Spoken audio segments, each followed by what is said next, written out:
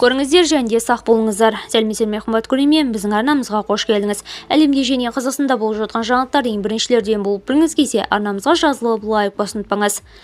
Астана мен Алматыда алдағы 3 күнде ауа райы қандай болады? Синоптиктер алдағы 3 күнге арналған Алматы мен Астанадағы ауа райы болжамын ұсынды.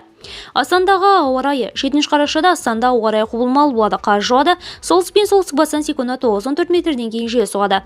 8 желтоқсанда ауа райы құбылмалы, жауын-шашынсыз болады. 9 желтоқсанда ауа райы құбылмалы, жауын-шашынсыз болады. Алматыдағы ауа райы 7 желтоқсанда ауа райы құбылмалы болады. Түнде 2-4 градус аяз, күндіз 2-4 градус жылы болады. 8 желтоқсанда күн бұлтты болып, қар жауып, тұман түседі. Жол көктайғақ болады. Секундына 2-7 метрге дейін жел соғады, күндіз түні 3-5 градус аяз болады. 9 желтоқсанда ауа райы құбылмалы, түнде қар жауады. Тұман түсіп, жол көктайғақ болады. Түнде 11-13 градус, күндіз 5-7 градус аяз болады. Видеомыз кеңінен таралу үшін лайк басып жақындарыңызға таратуды ұмытпаңыз. Бізді бақылауды жалғастырыңыз.